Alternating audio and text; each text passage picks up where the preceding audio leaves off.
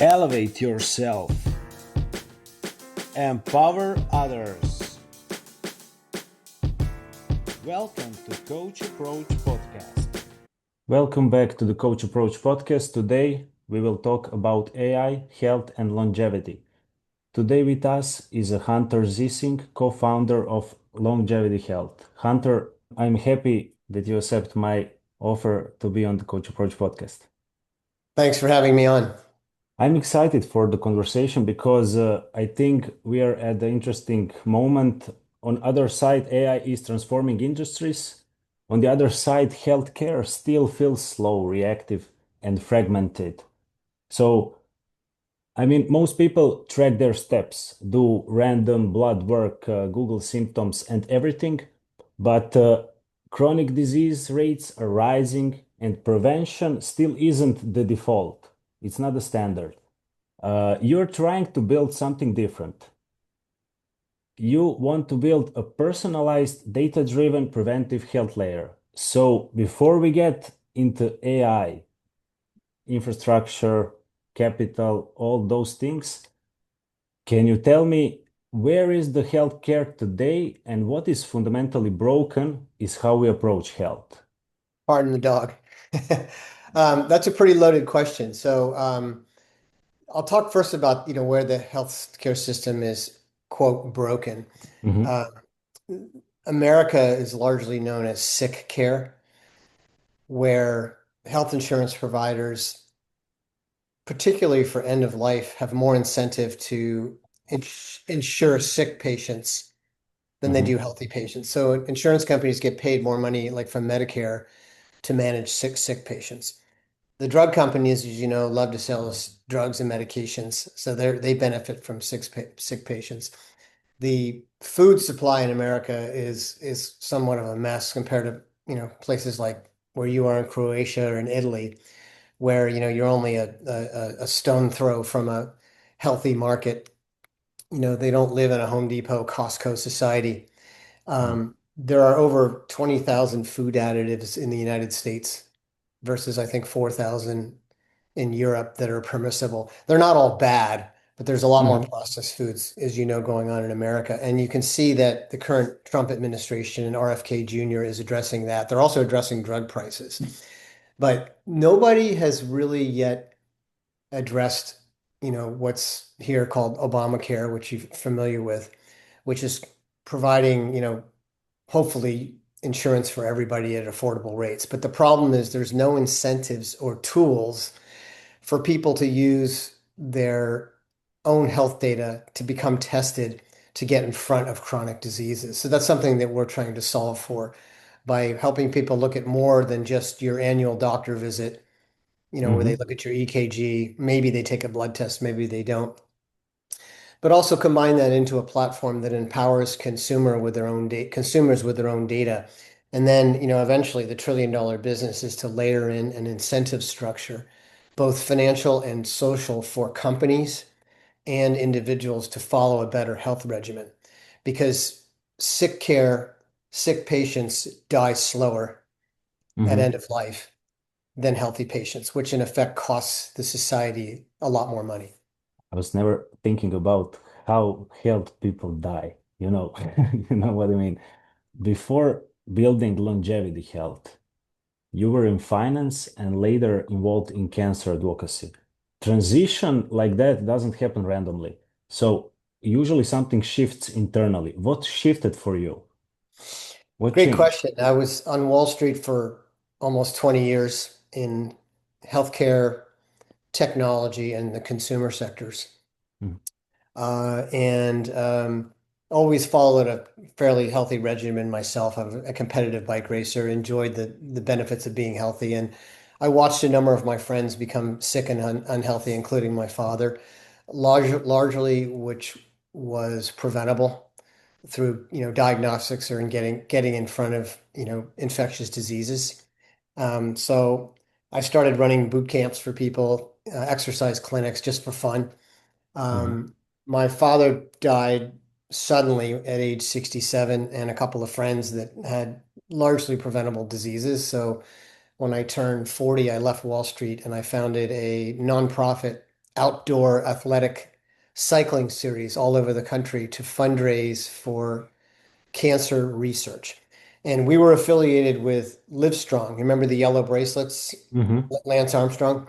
Yeah. So our Lance built an incredible engine to help to give people the tools when you were diagnosed with cancer as to where to go, how to get help, what to do, where to get treatment, what the protocols were, how to afford it.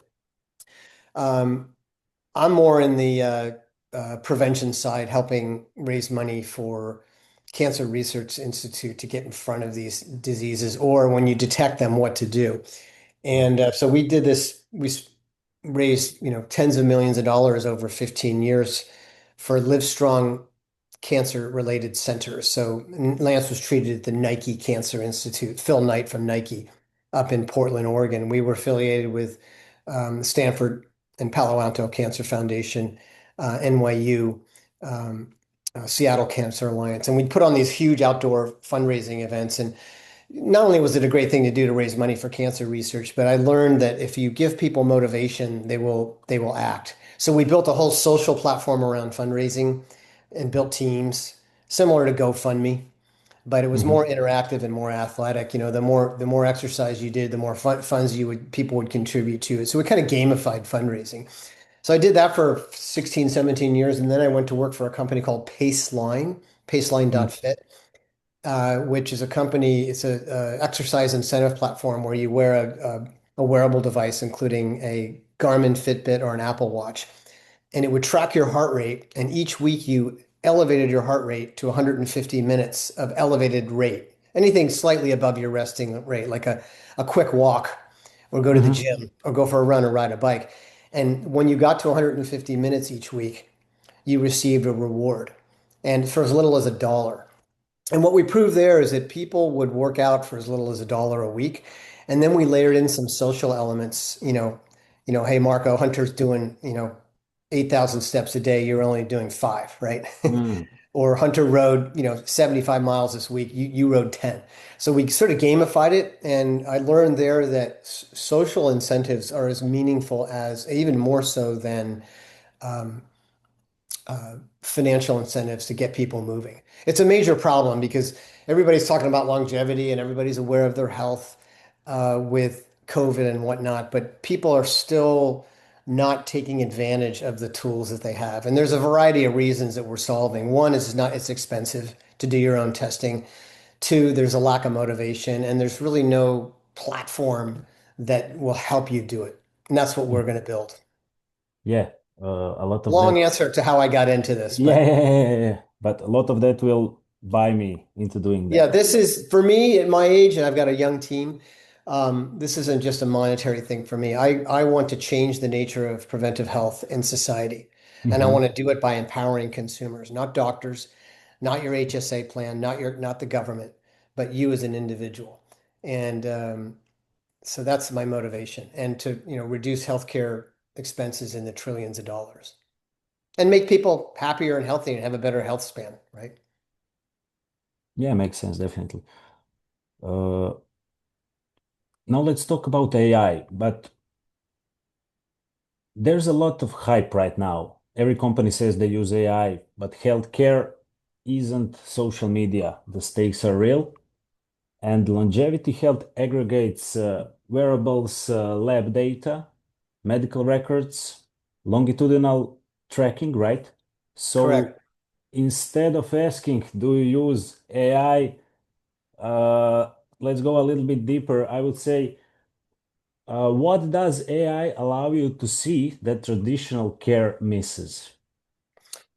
Before I get into AI, I want to just give you the basis of what we're doing and others are doing. So, in the last 5 or 10 years, you've seen a lot more tests that people can use that are largely out of pocket. Blood tests, a Hmm. DEXA scan, which is bone density and visceral fat. It's like an MRI machine. It only costs $75 to have it done. You've seen a number of big blood test companies on the market offering blood tests like Function Health. It's a $300 test that gives you a lot of data. There's supplement companies. There's blood test companies that want to sell supplements. There's, Aura Ring, and there's all, HRV, there's hyperbaric oxygen chambers. There's all these modalities. There's a couple of problems with them. Is one test doesn't fit all. One test doesn't necessarily fit you versus me. Like at your age, you might need a different set of tests based on what your objectives are, or based on your family history or any health problems you might think you might be having. You might need a different set of tests than I do. So just going out and and consumers are getting confused right now, like, hey, get a blood test and we'll solve all your problems. Or here's a blood test, we're going to sell you supplements, right? Or Yeah. here's a mental health test, you need a Calm subscription, right? So we're a firm believer in isolating which tests are right for each individual. So before we get into AI, we started a longevity clinic. It's very similar to a bricks and mortar clinic where you spend 20 to 30 or $40,000 to go to a clinic and you get all these tests done. And then they develop a plan for you and they follow you. We do it for $10,000. It's not cheap. We provide 6 very comprehensive tests.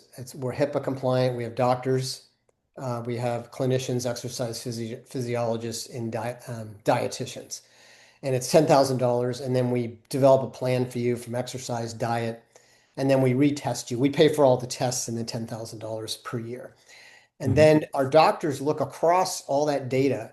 And now we're getting into AI. So our doctors look at all the data and compare your DEXA scan results with your blood tests, visceral fat, sleep, um, mental healthness. It all goes into a basket. They analyze it and then they come up with a plan for you. We're just starting to use AI now to analyze that data. AI is not fully ready yet. However, I just saw a study back in December where Harvard and Stanford did a study on AI and diagnostics. And doctors alone in diagnostics were about 76% accurate when diagnosing something. AI using data was 92%, just for diagnostics. But for overall health, AI is not quite ready yet. But you can do a lot yourself. You don't even have to pay us a dime. You can go get all these tests. You can throw it into Chat GPT or any open source large language model, and it will give you a lot of really comprehensive data. You'll be more prepared when you go see your doctor with your own data. But AI still hallucinates, it makes mistakes. And because of that, the regulatory environment, at least in America, is not fully ready for AI only. Um, and ultimately, and this is what we're going to start testing, AI will prescribe medicine and it'll order lab tests. So essentially, it'll become your own doctor. And when you need a procedure done, it'll recommend it, and then we'll refer you or you'll go see your specialist. But that's not quite ready. AI is not ready yet. So we're raising money for a company right now to train these large language models on how to be a doctor, to how to make clinical decisions. It's getting better and better. And third, people in general aren't ready for the driverless doctor. I don't know if you have driverless cars in Croatia yet. No, not yet. So in San Francisco, we have Waymo, which is owned by Google. There's driverless cars going all over the streets of San Francisco. And when they first came, people were kind of afraid of them. They would, run for the curb. And now you feel much safer around a driverless vehicle because they are much more accurate than humans. And that's where AI is going with clinical data. Mhm. But consumers just aren't fully ready to hand the keys to their doctor, but to AI. But eventually, when you have enough data and AI is properly trained, it will become your own doctor. And we think consumer acceptance will skyrocket. And we're talking about pricing this at $10 a month. About data, here's something that fascinates me. We own our financial data, for example, investment portfolios, performance metrics, but with health, most people don't even know where their data lives. So, who really owns health data today? Great question. Most of the data, your health records, are either with your doctor or with there's two companies in America that store health data records. One is Cerner and the other one's Epic. And you can get access to that data if you ask for it, but it's not super easy to access, nor do Mhm. you know how to interpret it.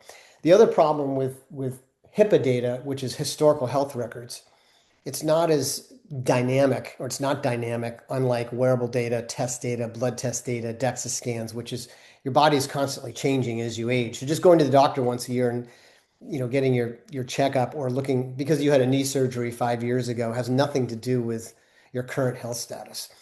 As in terms of ownership, so technically you own it. As far as all the companies out there, it's really shared data. Like Aura gives you your data, but they also have your data. The blood test companies, LabCorp, Quest, I don't know what you use in Europe, also have your data. You own your data, but it's all over the place. There's no central hub to consolidate that data. And part of the reason of that, I know Anthropic's working on that, so is OpenAI. I don't think they'll ever be a medical doctor, but they're going to start consolidating your records. But to answer your question, I'm a bit verbose. You own all of your own data. Some of the data, though, is not fully available. Like I've been told that Aura doesn't give you all your data. Some of these companies doesn't give you all your data. And I think you're going to see legislation change where consumers will have more and more access to their own data. So the answer is yes, it's your data, but it's very it's spread all over these places, and nothing's really tied into a dashboard or a place where, you know, Marco owns his own data and can analyze his own data. If your model scales, how does that shift power between patient, doctor, insurer, and institution, for example? Well, I think from the physician standpoint, the ones I talk to like consumers having more data, but they don't want to, right now, the providers don't want to do anything with the data because providers get paid on a table based on a Mm, procedure or why you're in there. So if you walk into a doctor with a blood test, a DEXA scan, your sleep data, your oxygen chamber data, and you go, hey, Dr. Marco, can you analyze this data for me? They're not going to do it. They're very hesitant to do it because they don't get paid for it, right? And if anything, they might be liable, right, for analyzing data that they did not order. Um, so I think that will change though, because doctors in America are incredibly busy. They only get paid for a certain amount of time with the patients. So if the patient is already pre-prepared, and then eventually reimbursement changes for these tests or the regulatory environment recognizes more of these tests and the doctors can get paid for them, we think doctors will support this.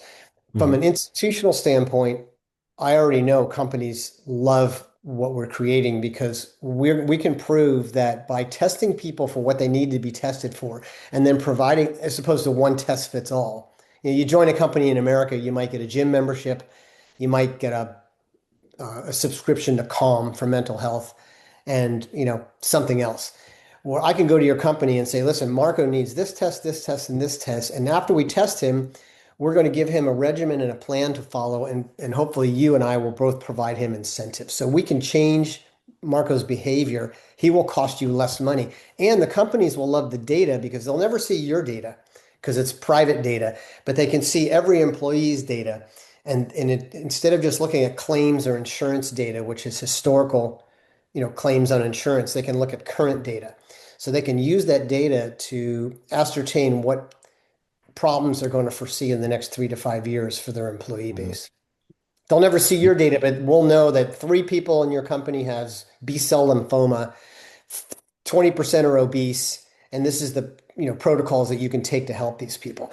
From a government and an insurance standpoint, I think they're a little bit behind the table. One, insurance companies, as I mentioned, at least for end of life, get paid more for sick patients.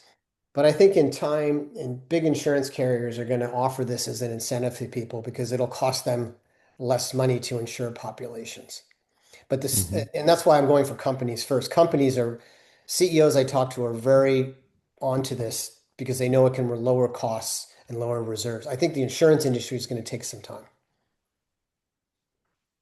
Yeah, I'm thinking, is longevity health building a clinic or building a data infrastructure company or both? Both. Right now, we're a Mm. clinic, we're an online clinic. In our beta, which I can show you in a minute for the AI with human in the loop, Mhm, it's a virtual clinic plus AI. For the B2B test, we're actually going to build a clinic, not build, we're putting test equipment, blood test, DEXA scan, um, glucose monitor, and a couple of other tests right inside the company's headquarters. That's our mhm. next beta. But our plan isn't to launch clinics all over the country. Our plan is to prove that we can change behavior and help companies, and then we'll take it to other companies. And then instead of opening clinics or buying expensive machines through APIs, we'll just get Mhm. data from local test providers, which we do now. So if you're in New York and you want to get any test done, we have local test companies that will do it for you. Before you show me that, can we talk a little bit about behavior? Because I think it's always a bottleneck. So let's assume the data is perfect, AI is accurate, insights are personalized. I mean, none of it matters be if behavior doesn't change. And you worked in incentive-driven health models before. So why do people fail even when they know what to do? Well, first of all, testing will change your belief. I guarantee you, you Okay. can do some tests at any age, you're going to find shit that you need to address. It may not be life-threatening, but you might have things so that changes your belief. Uh, Um, Changing behavior is going to be a real challenge. And I think people say, well, I'll just talk about America. Americans are lazy, they're fat, they don't want to work out, they don't want to exercise, they want a pill for everything, a la Ozempic. And to some cases that is true, but I also believe that even before we get to gamification, I just think having a dashboard, which we've built with all your data, and to have it give you subtle reminders of Mm. things that you need to be doing. So right now you do a New Year's resolution. You went to the doctor. You were a little bit overweight in December, and like I'm going to stop drinking. Blah, blah, blah. And it lasts for what, 6 weeks, maybe 4 weeks, right? There's no sort of reminder system to sort of make it intuitive and easy for you. That doesn't mean that's people are going to follow it. I mean, I'm on the program right now and I'm not doing everything that I should be doing. I get a plan from my AI doctor whenever I call it, which you'll see in a minute. I think what we need to do is I need to, my dream is to tie in the tech titans like Mm. Strava and Facebook, Instagram, and create challenges, health challenges for people.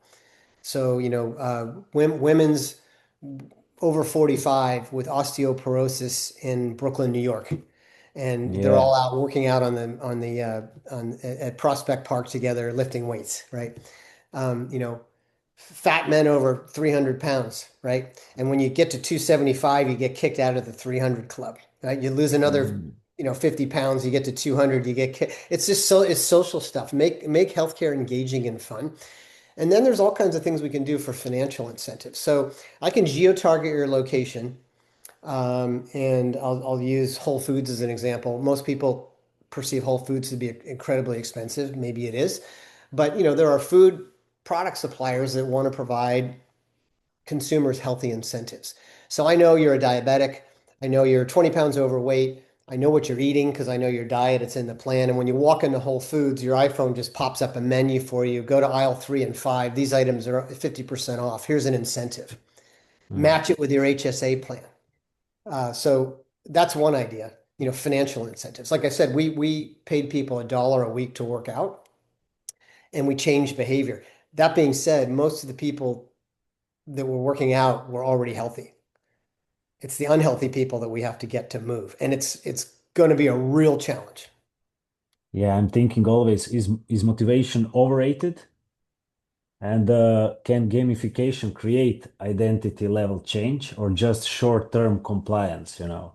We don't know yet. We don't know yet. Yeah. But I just think having things organized and reminders, I joke around saying, your check engine light comes on your app, like your car, and gives you a little heads up. Hey, we noticed you just went to New York for 2 weeks, Marco. We know you ate like crap and drank, or we know you're going to New York because we looked at your calendar. Here's why you're there. Don't forget to, eat healthy foods and not drink too much, right? In my case, it will work. I need those kind It's of things. just I need reminders. reminders. Yeah, Yeah. it's so complex. And my partners always say I'm aging myself, but I'll give you my analogy. If you go to an Airbnb and rent a place and they have a TV and there's 5 remotes on the table, you don't even turn on the TV. You don't know what button to hit. It's a pain in the ass. But now Mm. remotes are smart. You just talk to the remote. Same thing with all your data. It's just pinging you and reminding you of stuff. Mm. It knows your health history. It knows what you're trying to achieve. Will that change behavior? I don't know. Mm. Can you show us right now Sure. what you have? Yeah, so I'll just share my screen. So Let me just find the Zoom link here. Here we go. All right, so all of my data is sitting on an AWS server. I'm trying to pull you up right here. Okay. There we go. So I'm signing into my account where I store all my data. This is our beta. We use Mm-hmm. this for all our patients, but we're also using it for AI. You can see here, this is my longevity health dashboard. I can track my food, my activity. I can link out to all my, pardon me, dogs in there. All of my data. I can make appointments with my doctor because I'm part of the $10,000 plan, but this is what we're going to offer to everybody, and we're doing it in our beta. You can see here, I've got copies of all my longevity plans, notes with my doctors, patient summary. This is all the tests that I've had done. So here's my blood work data that I had done back in August. And then Mm-hmm. we have an AI agent that we can call and talk to. So I'm just going to call it really quick and ask it some questions. Hello, this is Jesse from Longevity Health. How have things been going for you? Pretty good. Say hello to Marco Rostovsky. I hope I pronounced that correctly. Say hi, hello to Marco. He's looking at our program and he might want to join it. We're on a live podcast. So right now, could you pull up my blood test back in August and give me a quick summary and anything that related to my DEXA scan and visceral fat that I should be thinking about? Hello, Marco. It's great to have you listening in. Hunter, it's good to hear from you. I recall in our last conversation, we touched on your knee feeling better and your return to weight training. We also discussed your VO2 max and some blood work findings. I've also been analyzing the documents you've uploaded to Healthy, and there are some results we can definitely discuss. To start, would you be interested in going over your medical updates, specifically your blood tests from August, and how it relates to your DEXA scan and visceral fat, as you just mentioned? I would, but I just realized I have to jump back on this call. If you could just send me my plan and a summary of that, I can pull it up and show it to the viewers on this call. Thanks. Absolutely, Hunter. I can definitely send you a summary of our discussion and your updated plan via email right after this call. I'll also make sure to upload the new longevity plan to Healthy for you. For any additional information, you can always visit longevityhealth.me or call any. So I'll show you the plan in a minute. So the initial call that you do with this, it's really to get to know you. It's like doing a consultation with a doctor. And this is what we're training the LLM on how to be it's basically in residency. So it'll say, Mm-hmm. "Hey Marco, how you doing? How old are you? Do you have any medical records you want to download during the conversation?" It sets up an account for you right away. And then after it talks to you about your goals and your problems and your issues, it'll recommend tests that you may want to get. If you've already had the tests recently, you could just download them into the platform. And right now, this is $100 a month, and we have a doctor in the loop. So once you go through this whole process, you have an hour and a half consultation with a doctor, and then the clinician looks at it. So if there's any medicine to be prescribed or any tests that need to be ordered, it's done by a doctor. Eventually, this will be all AI. So again, the initial consultation is really to get to know you, and you can have as many calls as you want with the platform. But this is as far as we've gotten right now. Yeah, perfect. I mean, that's important for communication and everything, and it's in like 10 minutes, right? 15 minutes. You will have Yeah, the first everything. call is probably 15 or 20 minutes, but it saves everything. It remembers the conversation. So if I had a knee issue and I asked it about my knee and if I should get an MRI, so it's remembering that I had a knee issue. But if I tell it that my knee's fine, it won't ask me again. Mm-hmm. Yeah, we are also building voice agents, so I'm familiar with that. A good technology. Uh, you are now building in health, raising capital. I mean, AI hype cycles. Do you feel pressure? I don't really feel any pressure. Investors sort of fear that, OpenAI or Anthropic is going to do this or some other big company is going to do it. Um, a lot of companies are raising capital to acquire consumers, like through blood tests and whatnot. We're not concerned because we have our $10,000 annual business is growing. Mm-hmm. Uh, I guess my biggest concern is that we're too early with AI or that the consumers won't adopt the AI. And that's why we're starting with the $100 a month platform plus the doctor in the loop. But my concern is it might just take longer to fully train the LLMs or to adopt for consumers to adopt AI or the regulatory environment to come around. I think that might take a little bit longer, so that's a concern. Yeah, I understand. So, and sorry about asking that, but I'm thinking what would realistically cause this company to fail? Um, I don't know if we would fail. We just wouldn't grow because the $10,000 a month platform is not a scalable business. Maybe we Hmm. could build that to a $10 million business. Okay. Um, so that doesn't mean we fail. I think, capital might be our biggest risk versus time because Hmm. I have no question what we're building is needed. I validated that. I have no question we can build it, but the adoption rate might be a little bit slower, and we need money to fully train these LLMs on how to be a doctor. So I think that our failure might be we run out of capital before our time. Mm, understand. Because I see just upside, but I was thinking, okay, I will ask you this question. Thank you for answering.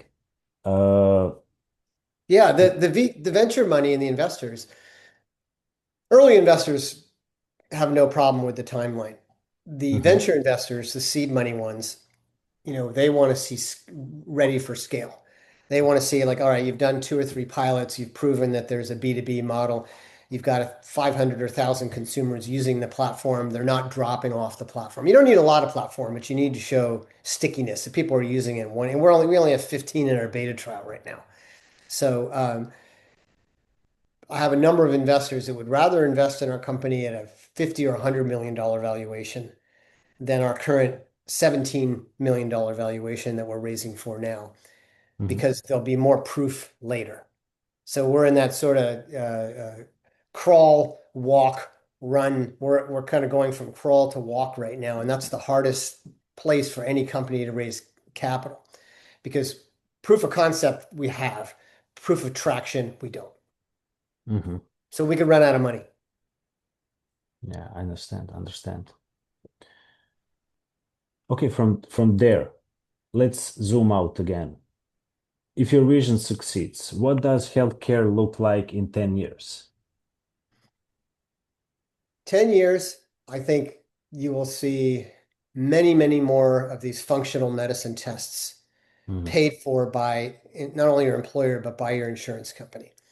I think you'll see rapid price degradation in testing. So, for example, in some cases, we run genomics tests. You can get a lot of data from a genomics test, but they can cost $3,000. We're starting to see some under 1,000 and some for as little as $500. Blood tests, you go to Function Health, you spend $395 for a test. We're already pricing our tests at cost or $95. And I don't know how much further blood tests are going to fall, but there's a lot of other tests are coming down. You're going to see more efficacy in wearable data to be used as preventive health. Whereas right now, Oura Ring's great, Whoop and whatnot, but they don't really provide any clinical benefit. I think you're going to see more and more of this wearable dynamic data. You'll see these scans coming around where you can scan your retina with a phone. So you're going to see mhm, more newer tests and cheaper tests and reimbursement. And I don't know if we'll see it, but my vision is that every consumer on the planet will be on my platform that wants it.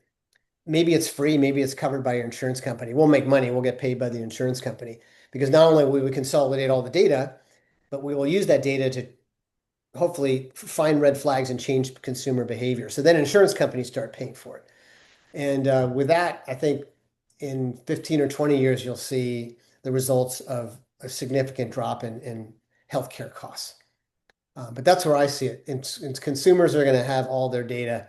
It's going to get much cheaper. Reimbursement's going to change. And that's what I see in 10 years. Do annual physicals become obsolete or what do you think? Any what? Obsolete. Obsolete? Obsolete. I'm sorry. Does what become obsolete? Annual physicals. The tests? Yeah. Sure. I mean, how many diets have there been, since I was a kid? Probably 10, right? Hmm. One day wine is good for you. And next day it's bad for you. I just saw a study last week that coffee is good for dementia. I'm drinking a lot of coffee, as you can tell. Um, things change, science changes, data changes, and that's the whole reason to have everything in one place that's specific to Marco, not to Hunter. Your data that's specific to you. So then when things come around, new tests or new modalities or things become out of date, we're constantly informing the consumer on things like, hey, you know what? That study on coffee wasn't necessarily true, or it's Hmm. not validated yet. Maybe you should give it some thought. So yeah, t tests will definitely become out of date, but there'll be many, many more new tests. Do people manage health like an asset portfolio or No, what? they Yeah. should. They should. I mean, your health is your wealth. Your health is like, it's remarkable how little people, it's changing. People are spending more and more out of pocket on their health. And people your age, age 25 to 40, people are way more in tune with data. They're getting tests or putting it in ChatGPT and they're kind of figuring out, what to do with data. Hmm. What do you think? Will proactive care become cheaper than reactive care? Uh, I think so. I mean, how about this? How about if I give you an app Hmm. through your employer where, or even without your employer, just I give you an app for your local gym, and the more you go, the less you pay. Talk about incentive, as opposed to just joining and never going. The more you go, the less you pay, just as an incentive base. Um, I don't know if I answered your question. Yes, makes sense. But I'm thinking one more thing. What happens to insurance model in that world? Well, ultimately, health insurers are at risk for an unhealthy population. That's why I'm targeting employers right now, not necessarily end of life care. And insurance companies are kind of coming around to this. So I would think that, um, if you are paying $1,800 a year in health insurance premiums, and you can show that you're following a regimen and getting tested regularly and exercising, diet, sleep, nutrition, that you should get a better rate on your plan. Hmm. We did that with life insurance at PaceLine. We were offering life insurance for people that were more healthy.